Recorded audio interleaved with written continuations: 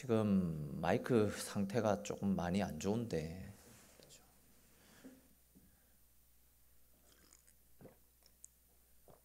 빌립보서 1장 3절에 기록된 말씀입니다. 빌립보서 1장 3절, 우리 빌립보서 1장 3절 말씀 한 절만 같이 읽도록 하겠습니다. 빌립보서 1장 3절 우리 한 절만 읽도록 하겠습니다.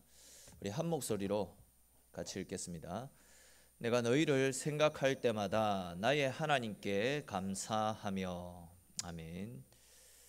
지난 시간에 우리가 함께 살펴보았듯이 지금 바울은 감옥에 갇혀 있는 상황 아닙니까? 아시듯이 바울은 세상적으로 부족함 없이 모든 것을 다 갖추고 있던 사람입니다.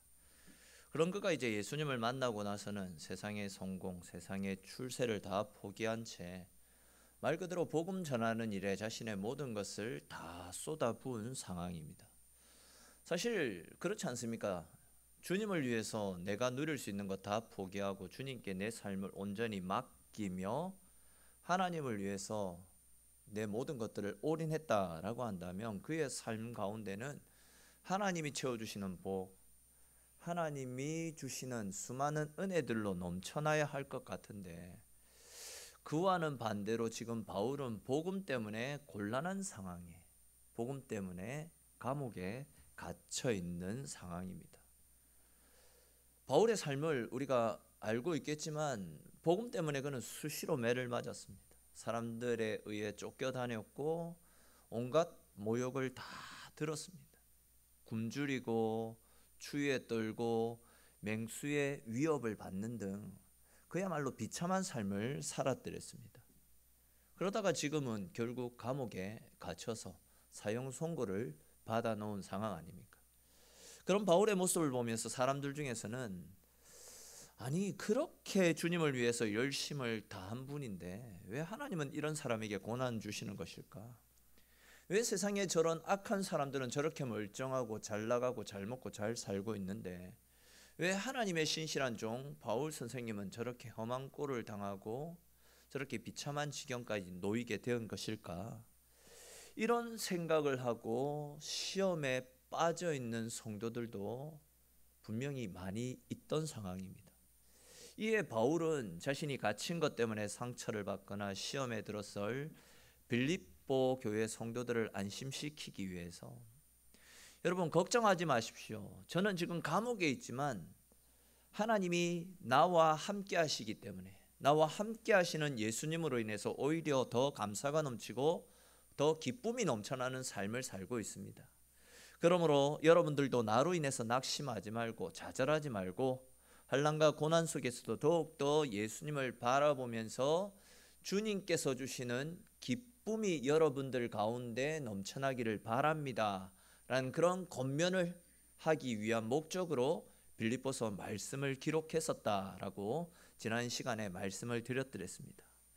이것이 바로 빌립보서를 기록한 가장 큰 목적이었고, 또 그와 더불어서 바울이 빌립보서를 기록한 또 다른 이유가 하나 더 있었더랬는데, 그것이 무엇이냐면 당시 빌립보 교회와 주변 여러 교회 가운데 바울과 관련된 거짓 소문이 많이 돌고 있었던 모양입니다. 그 거짓 소문이 무엇인지 오늘 본문에서는 정확하게 밝히고 있지 않습니다. 그렇지만 그 소문으로 인해서 교회와 성도들이 큰 혼란을 겪고 있었던 것만큼은 분명한 사실입니다. 그래서 바울은 빌립보서 편지를 통해서 그런 혼란 가운데 있는 상황 속에서도 시험에 들기보다도 주님께서 보이신 은혜와 사랑을 생각하며 오히려 감사하고 또 오히려 기뻐하면서 오직 믿음으로, 세상의 소리에 귀 기울이지 말고 오직 믿음으로 말씀의 반석 위에 굳게 서서 우리의 신앙을 세워나가야 된다, 교회를 지켜나가야 된다, 이런 권면을 하고자 하는 목적에서 또 본문을 기록했다라고도 말씀드릴 수 있겠습니다. 우리 오늘 본문 3절에 기록된 말씀 다시 한 번 더 읽어보겠습니다. 내가 너희를 생각할 때마다 나의 하나님께 감사하며. 아멘. 자, 여러분 지금 이 상황을 다시 머리로 한번 그려 보십시오. 바울이 왜 지금 감옥에 갇혔다라고 했습니까? 왜 감옥에 갇혀 있죠? 도둑질해서? 아니면 강도짓해서? 그것이 아니라 복음을 전하다가 감옥에 갇혔습니다. 바울 입장에서는 사람들로부터 복음을 위해서 그렇게 헌신했는데 이게 무슨 일입니까? 하나님이 진짜 바울 선생님의 수고와 헌신을 아시고 하늘 상급으로 갚아주실 것이니까 믿음으로 잘 견뎌 나가십시오. 이런 말들로 위로받아도 사실 시원치 않을 판입니다. 근데 지금 바울에게 들려오는 소리는 이러한 위로의 소리도 있었지만 이런 위로 소리보다도 자신을 폄하하고 모함하고 저주하는 엉뚱한 소리들이 더 많이 들려오고 있던 실정입니다. 그것도 이제 자기가 고생해서 세웠던, 쉽게 말해서 자기가 개척해서 세웠던, 자기가 전도해서 학습시키고 세례 교육시키고 직분까지 주었던 그런 교회, 그런 성도들로부터 이런 말도 안 되는 소리를 듣다 보니까 솔직한 심정으로 억장이 무너지는 것과 같은 그런 비참함을 느끼게 되지 않았겠습니까? 사실 우리 같으면 이런 상황이라면 이런 쳐죽일 놈들, 감히 나를 배신해? 나를 그렇게 경험해 놓고도 나를 저주하고 욕해? 이런 말들이 나오지 않겠습니까? 보통 이런 것들이 정상적인 사람의 모습이다 할 수 있습니다. 근데 지금 바울이 하는 말은 무엇입니까? 나는 당신들을 생각할 때마다 오히려 하나님 앞에 감사하게 됩니다. 이런 고백을 하고 있습니다. 솔직히 저는 아무리 이 말씀을 묵상해봐도 내가 말씀을 제대로 이해하지 못하고 있나 이런 생각이 들 뿐이었지, 바울이 이런 상황에서 어떻게 그 성도들 때문에 오히려 감사한다 라고 말할 수 있는지 사실 이해가 되지 않았던 것이 사실입니다. 여러분들은 지금 바울의 이 말들이 혹 이해가 되어지십니까? 어떻게 자기를 모함하고 폄하하는 사람들을 생각하면서 너희를 생각할 때 나는 하나님께 감사할 수밖에 없다, 이런 고백을 할 수 있는 것이겠습니까? 도대체 어떻게 자신을 손가락질하고 비난하는 그 사람들을 향해서 당신들을 생각할 때마다 나는 오히려 하나님께 감사합니다, 이런 말씀을 할 수 있는 것이겠습니까? 근데 오늘 말씀에서는 바울이 자기를 모함하고 폄하하는 사람들을 향해서 크게 감사할 수 있었던 이유에 대해서 설명을 하고 있는데, 우리 3절 말씀 속에서 그 이유를 한번 찾아봅시다. 3절에 보시면 생각이라는 단어가 나타납니다. 생각. 근데 이 생각이라는 단어를 헬라어 원어로 살펴보게 되면 무네이아라는 단어가 사용되어졌습니다. 무네이아. 근데 이 말의 뜻은 기억이라는 뜻을 가지고 있습니다. 무네이아는 기억이라는 뜻을 가지고 있습니다. 그러니까 이제 이 말씀을 다시 원어상으로 직역을 해서 해석을 하면 나는 당신들과 나누었던 좋은 추억들을 기억하고 있기 때문에 하나님께 감사드립니다, 이렇게 해석하는 것이 좀 더 원어에 가까운 해석이다 말씀드릴 수 있습니다. 그렇다면 여러분, 바울은 빌립보 교회 성도들과 어떤 좋은 기억들을 가지고 있기에 그들이 자기를 모함하고 폄하하고 저주하고 비난하는 그 가운데서도 오히려 하나님께 감사합니다 라는 이런 엄청난 고백을 할 수 있었던 것이겠습니까? 계속 지금 말씀을 드리고 있듯이 바울이 기록했던 위대한 서신들은 거의 대부분이 평안한 가운데서 기록하지 않았습니다. 아시듯이 감옥 안에서 무섭고 삭막한 분위기 속에서 자유를 억압당한 상황 속에서 기록한 말씀들입니다. 앞에서도 말씀을 드렸듯이 바울은 예수님을 만난 이후로 자신의 모든 권리들을 다 포기한 채 복음 전하는 일에 자신의 모든 것을 다 쏟아부었습니다. 그럼에도 불구하고 그는 지금 감옥에 갇혀 있는 것 아닙니까? 이러한 바울의 심정이 어떠하겠습니까? 이럴 때는 진짜 사람들이 그립고 보고 싶을 겁니다.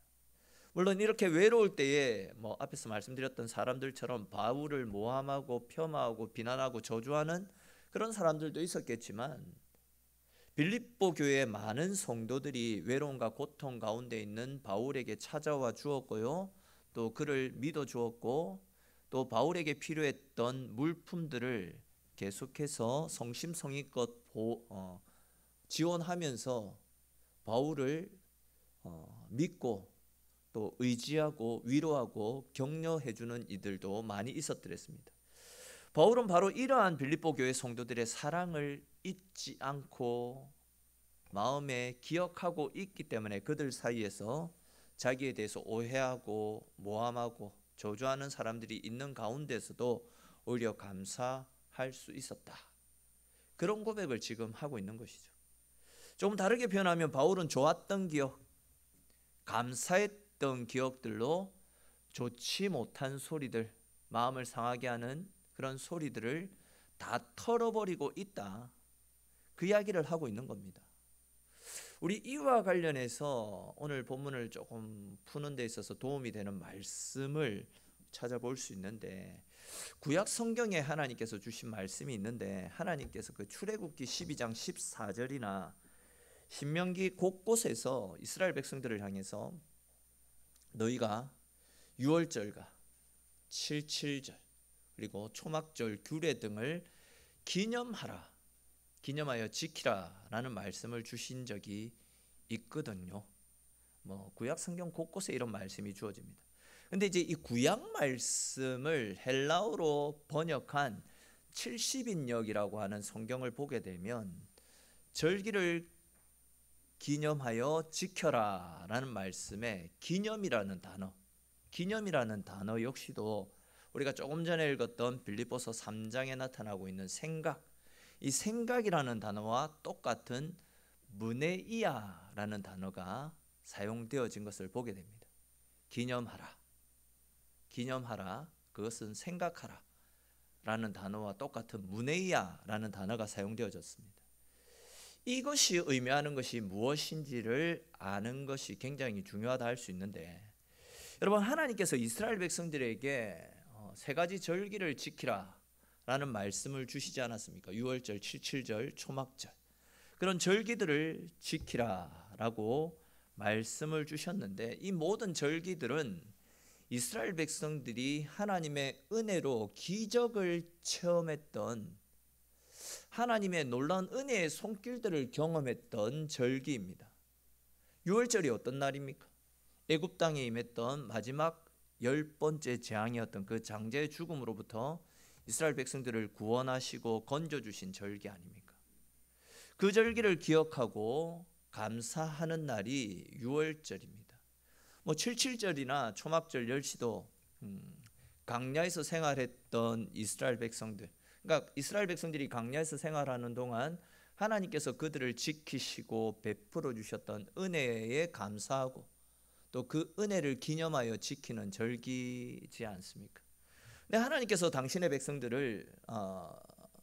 백성들에게 이 날들을, 이 기념일들을 기억해서 지키라라고 말씀하셨던 이유가 무엇이냐면, 우리 민수기 말씀을 살펴서 어느 정도 감은 잡힐 것이다 생각되어지는데, 이스라엘 백성들이 행군했던 광야 여정은 굉장히 험난하고 거칠은 광야길 아니었습니까?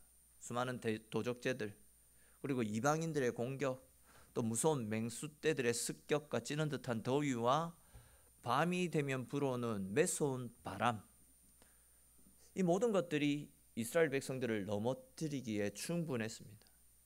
그런데 어땠습니까? 그렇게 힘들고 풍파가 많았던 광야 생활 속에서도 하나님이 그들의 방패가 되어주시고 그들의 피할 바위, 산성이 되어주셨기 때문에 그들은 그런 광야 여정 동안 넘어지지 않았습니다. 하나님이 계속 그들을 지켜주셨습니다. 민수기 말씀을 살필 때에도 계속 언급했듯이 하나님이 이스라엘 백성들의 방어막이 되어주셨기 때문에 그렇게 도적대들이 많고 또 무서운 맹수와 불뱀과 정갈 같은 것들이 득실거리는 광야였지만 하나님이 다 막아주심으로 그들은 안전하게 광야 생활을 할 수 있었습니다. 하나님이 다 차단시켜 주셨기 때문에 원래 불뱀이 많고 정갈이 많고 그들을 공격해오는 수많은 원수들이 있었지만 하나님이 보호하셨던 이스라엘은 그 모든 대적들로부터 위험 요소로부터 안전하게 살 수 있었다라는 거죠. 근데 이제 그들의 불순종, 그들의 패역한 삶의 모습들이 나타나게 되면 하나님이 그들을 감싸 주셨던 보호막들을 거두어 가셨죠. 그렇게 되니까 어떤 일들이 일어났습니까?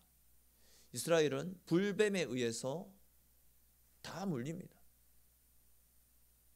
대적들에 의해서 다 무너졌습니다. 전염병에 의해서 하나둘씩 다 나자빠져 죽었습니다. 그러니까 이스라엘이 광야 생활을 잘 감당할 수 있었던 것은 그들이 잘나서 또 그들에게 어떤 큰 힘이 있어서가 아니라 오로지 주님의 날개 그늘 아래서 주님께서 품어주시고 함께하시고 지켜주셨던 주의 은혜의 손길, 주님의 품 안에 머물러 있었기 때문에 그들이 안전하게 살 수 있었다는 거죠. 그러니까 하나님께서 지금 이스라엘 백성들에게 77절, 6월절, 초막절 같은 절기를 기념하여 지켜라 라고 하신 이유가 바로 이겁니다. 즉 아무것도 없었지만, 너희들 아무런 힘도 없고 능력도 없고 가진 것도 없었지만 그런 가운데서도 하나님을 의지했더니 하나님께서 먹을 것도 주셨고 주수할 것도 주셨고 적들도 물리쳐 주셨던 그 은혜의 때들을 다시 기억하면서 환난과 시련의 때를 이겨나가라라는 그런 의도로 절기들을 기억하여 기념하여 지켜라 라고 말씀하셨던 겁니다. 또 여기에서 더 나아가서 너희들이 아무것도 가진 것이 없을 때에는 전적으로 나를 의지해서 애굽에서 무사히 빠져나왔고 메마른 강야에서도 굶어 죽지 않았고 배불리 먹고 마시지 않았느냐. 아무런 무기도 아무런 전술도 군사들도 없었지만 너희들 가운데 있었던 하나님을 의지했던 그 믿음을 가지고 있었더니 너희를 괴롭혔던 그 이방인들도 흔적도 없이 다 물리칠 수 있지 않았느냐. 그러니 너희는 언제나 나 여호와가 너희와 함께하면서 너희를 지키고 너희의 힘과 능력이 되어줬던 그때를 기억해라. 다시 말해서 아무것도 없었지만 오직 하나님 한 분이면 된다라는 그런 믿음으로 말씀대로 순종하며 살아왔던 그때의 열정과 그때의 순수한 믿음으로 돌아가서 믿음으로 살아가라. 그렇게 믿음으로 살아가게 되면 너희가 지금의 위기를 이길 수 있다. 너희의 힘은 하나님을 의지하는 믿음이다. 6월절의 때, 77절의 때, 초막절의 때를 기억해봐라. 너희들이 잘나서 그때 그 은혜를 누린 것이 아니라 너희들의 믿음, 하나님을 의지하는 그 믿음이 결국은 너희에게 승리를 가져다 주었으니 그때를 기억하고 다시금 믿음의 삶을 살아가라. 그것을 가르쳐 주시기 위해서 절기를 기억하여 기념하여 지키라 라고 말씀하셨던 거죠. 근데 이제 지금 바울이 말씀을 하는 것도 같은 이치입니다. 자기를 비난하고 폄하하는 사람들의 소리에도 낙심치 않고 감사할 수 있었던 이유가 기억했기 때문이다. 그들이 나를 모함하고 폄하해서 나를 뒤흔들고 있지만 지난날 그들이 행했던 좋은 일들을 기억하니까, 그들과 함께 했던 좋은 일들을 기억하니까 서운한 것들을 잊게 되더라라는 거죠. 그렇기 때문에 하나님께 오히려 감사까지 하고 있는 것을 볼 수 있습니다. 여러분, 영어로 땡큐가 감사다라는 말 아닙니까? 근데 이제 이 땡큐라는 말이 잘 아시듯이 생각하다, think라는 말에서 파생되어진 단어 아닙니까? 그러니까 이 말은 생각하게 되면 감사하게 된다, 그 이야기입니다. 지난날 그러니까 지난 시절 받았던 은혜, 지난 시절에 좋았던 추억, 지난 시절 그들이 나에게 베풀어 주었던 사랑들을 기억하고 생각해서 그들과 함께 했던 좋은 추억들을 떠올리니까, 기억하니까 서운한 마음들도 떨치고 오히려 그런 가운데서도 감사가 넘치더라. 바울은 지금 그 고백을 하고 있는 겁니다. 그렇습니다, 여러분. 좋은 일들을 추억하면서 지금의 서운한 마음들을 이겨나가는 바울의 이러한 고백들, 이러한 신앙의 자세는 오늘날 우리에게도 동일하게 필요한 모습이 아닐까 생각됩니다. 우리 역시도 살다 보면 사람들과의 관계 때문에 서운하기도 하고 속상하는 일들이 많이 있을 것입니다. 직장 동료들에게도 그렇고 가족 사이에서도 또 형제들끼리도 부부 사이에서도 성도들 사이에서도 말로 인해서 오해로 인해서 반목과 갈등, 다툼이 일어나는 경우들이 종종 있습니다. 근데 그럴 때 그 문제를 해결할 수 있는 해결 방법은 좋았을 때를 기억하면서 그 좋은 기억들로 모든 문제들을 헤쳐나가는 것. 바울은 문제 해결의 좋은 방법으로 그것을 해결책으로 제시하고 있다는 겁니다. 다시 말해서 서로 간에 좋았을 때를 기억해서 서운한 것들을 이겨나가 보자라는 겁니다. 다시 말해서 나를 위해서 그가 헌신하고 봉사했던 것, 가족들을 위해서 또 자녀들을 위해서 자기 몸도 아끼지 않고 수고했던 것들을 생각하면서 서운한 마음들을 이겨나가 보자라는 겁니다. 성도들 사이도 마찬가지겠죠.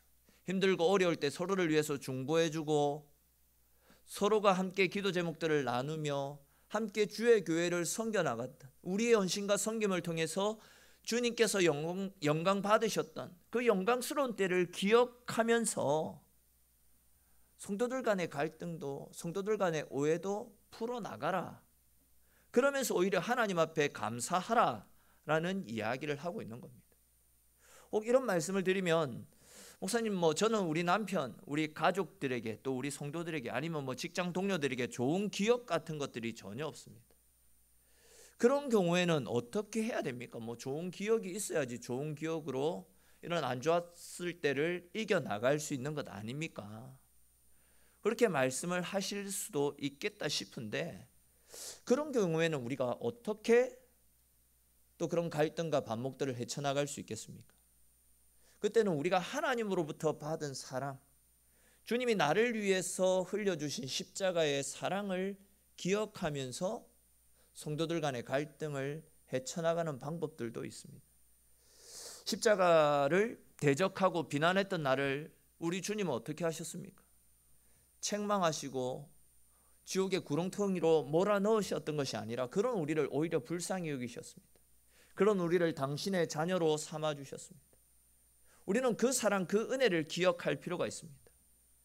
우리 주님이 어떤 분이십니까? 집 나간 탕자가 돌아왔을 때에 아버지가 없는 세상에서 고생하고 수고했을 그 아들로 인해서 오히려 가슴이 찢어질 정도로 정말 마음 아파하고 측은히 여겼던 탕자의 아버지처럼 우리 주님은 하나님을 떠나 죄악 가운데 살아가는 나 때문에 가슴이 찢어지는 고통을 겪으며 살고 계시지 않습니까? 그 고통을 견디다 못해서 그런 나를 죄로부터 건져주시기 위해서 당신의 독생자를 십자가에서 찢어 죽이실 정도로 그 엄청난 고통을 감수하면서까지 우리를 살려주실 정도로 주님은 우리를 사랑해 주십니다. 조금 다르게 표현하면 우리는 주님으로부터 엄청난 사랑과 은혜를 받아 누리고 있는 사람들이다라는 겁니다. 사실 우리는 아무 자격도 없습니다. 오히려 우리의 삶을 보면 그런 은혜를 받아 누릴 마땅한 모습보다도 오히려 하나님의 마음을 아프게 하고 하나님을 괴롭게 하며 살아가는 죄인 아닙니까? 그런 죄인이었던 나를 측은히 여기셔서 독생자까지 내어주신 하나님, 그 은혜와 그 사랑으로 말미암아 살아가는 우리들 아닙니까? 그 사랑을 받아 누리는 하나님의 사람이다라는 것을, 하나님의 선택된 자녀다라는 것을 기억하면서 우리는 내가 받은 사랑으로 나를 힘들게 하고 괴롭게 하고 나를 비난하는 사람들까지도 품어주고 용서해주는 삶을 살아갈 수 있어야 됩니다. 우리 잘 알고 있는 1만 달란트 비유가 있지 않습니까? 1만 달란트 빚진 자의 예화처럼 여러분, 사실 내가 주님으로부터, 하나님으로부터 받은 사랑은 엄청난 것이다 라고 할 수 있습니다. 내 생명이 주님 때문에 되살아난 것입니다. 주님을 몰랐다라고 한다면 영원 형벌 속에 떨어져서 죽어서도 죽지 못하는 엄청난 시련과 고통을 계속 받아야 되는데, 주님께서 나를 사랑하셔서 나를 위해서 대신 죽어주심을 통해 내 모든 죄가 사함받고 생명을 구원받았습니다. 세상 다른 그 어떤 것보다도 귀한 생명을 선물로 받은 사람입니다. 엄청난 은혜를 받아 누리고 있다는 거죠. 그런데 우리는 어떻습니까? 다른 사람의 사소한 잘못, 작은 실수에 대해서는 용서하지 못합니다. 품어주지 못합니다. 나는 내 스스로에 대해서는 굉장히 관대하면서 다른 사람들로부터 용서받기를 원하면서 다른 사람에 대해서는 너무 엄격한 잣대를 갖다 대며 정죄하고 판단하며 용서하지 못하는 것이 우리의 모습은 아닌지 모르겠습니다. 그것은 분명히 우리가 하나님의 사랑이 무엇인지 제대로 이해하지 못하는 것 아니겠습니까? 즉 우리는 우리가 하나님으로부터 받은 사랑을 생각하면서 다른 사람들에게도 사랑을 나누고 베풀 수 있는 그런 삶을 살 수 있어야 됩니다. 한마디로 내가 받은 사랑으로서 미움의 마음, 증오의 마음들을 이겨나갈 수 있어야 된다라는 거죠. 바울은 성도들로부터 받은 사랑이 너무 컸기에 그것보다도 주님이 자기에게 베풀어 주신 은혜가 너무 컸기에 그 은혜를 기억하면서 그 사랑을 기억하면서 성도들이 자기를 비난하고 손가락질하고 오히려 저주하는 그 상황 가운데서도 섭섭해하지 않고 오히려 하나님 앞에 감사할 수 있었다라는 고백을 할 수 있었던 겁니다. 여러분, 우리 그리스도인들이 세상을 살아가면서 겪게 되는 여러 가지 아픔과 어려움 가운데서도 우리는 이 상황을, 이 말씀을 동일하게 적용시킬 수 있습니다. 우리 모두는 지난날 하나님과 인격적으로 만났던 그런 기억들을, 그런 은혜들을 받은 사람 아닙니까? 나 같은 사람을 구원해 주신 그 하나님의 은혜에 감사해서 하나님, 내 삶을 하나님께 드리겠습니다 라고 다짐하며 하나님을 섬겼던 그런 열정들이, 그런 체험들이 다 있는 사람들 아닙니까? 성령 충만함의 은혜를 주셨을 때 내 모든 것들을 내려놓고 교회와 하나님을 위해서 섬기겠다, 내 삶을 드리겠습니다 라고 다짐하고 고백했던, 진짜 내 모든 것들을 다 쏟아내고 하나님을 섬겼던, 하나님께로 가까이 나아갔던 그런 기억들을 다 간직하고 있지 않습니까? 그런 경험들을 다 해보시지 않았습니까?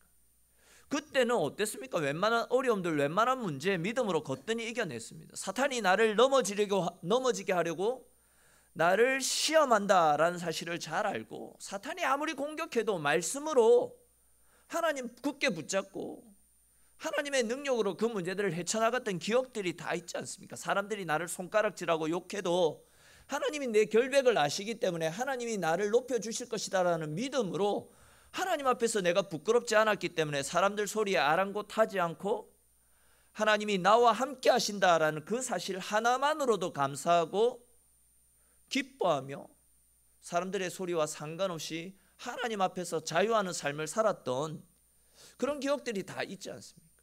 진짜 웬만한 일들은 기도하면서 기도의 힘과 능력으로 다 이겨나갔었는데 지금 현재 내 모습은 어떠합니까? 그때 받았던 하나님의 은혜, 그때 받았던 감격과 감사들이 여전히 내 마음속에 남아 있습니까?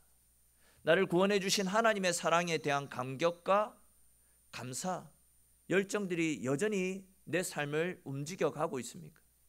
아직도 기도의 힘과 능력을 믿으면서 그 어떤 시련 앞에서도 기도의 힘으로 내 삶을 헤쳐나가고 있습니다.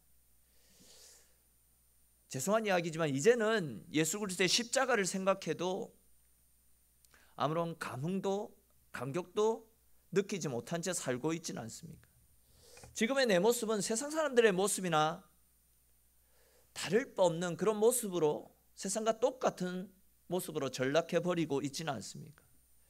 그러다 보니까 이전에는 믿음으로 다 이겨나갔던 일들인데, 은혜가 충만할 때는 아무것도 아닌 일들이었는데 이제는 견디지 못하고 힘들고 어려워서 낙심과 좌절 가운데 빠져 있지는 않습니까? 이런 우리들에게 필요한 것이 무엇이겠습니까? 하나님이 내게 주셨던, 내가 하나님께 받았던 그때의 은혜들을 기억하면서, 또한 내가 하나님 앞에서 믿음으로 살았었던 그때 일들을 기억하면서 다시금 우리의 믿음을 쌓아가는 겁니다. 계시록 2장에 기록되어져 있는 말씀처럼 우리가 넘어졌던 그때를 생각하며 그때로 돌아가기 위해서 거룩한 몸부림을 치며 하나님 앞으로 가까이 나아가는 것, 그것이 우리의 신앙을 회복할 수 있는 방법이다라는 겁니다. 다른 말로 하면 하나님께서 주셨던 은혜가 마냥 좋고 감사했었던 모든 일을 믿음으로 감당했었던 뜨거웠던 그때, 열정적이었고 헌신적이었던 그때를 기억하고 다시금 그때로 회복하기 위해서 한 걸음 한 걸음 주님을 향해 달려나가는 우리의 신앙의 끈을 다시금 동여매는, 다시금 더디게 가더라도 정확하게 걸어가기 위해서, 정직하게 걸어가기 위해서 하나님 앞에서 우리의 삶을 돌아보는 노력들이 우리 가운데 절대적으로 필요하다라는 겁니다. 여러분, 가만히 내 삶에 찾아오는 문제들, 그리고 갈등들, 아픔들을 가만히 한번 생각해 보십시오. 문제 때문에 아파하고 힘들어하는 것이 아닙니다. 그 중심에는 내가 하나님의 말씀으로부터 멀어지고 있고, 기도 생활이 우리의 삶 가운데서 점점 멀어지고 있고, 하나님과의 관계가 멀어지고 있기 때문에, 즉 내 속에 하나님의 은혜가 떨어지고 있기 때문에 이전에 이겨나갔던 문제들도 지금은 쉽게 넘어지고 쉽게 좌절하고 낙심하는 것이 아닌가, 그런 생각이 드는 것이 사실입니다. 이럴 때 우리는 다시금 하나님께서 나에게 베풀어 주신 은혜와 사랑으로 재충전될 수 있어야 됩니다.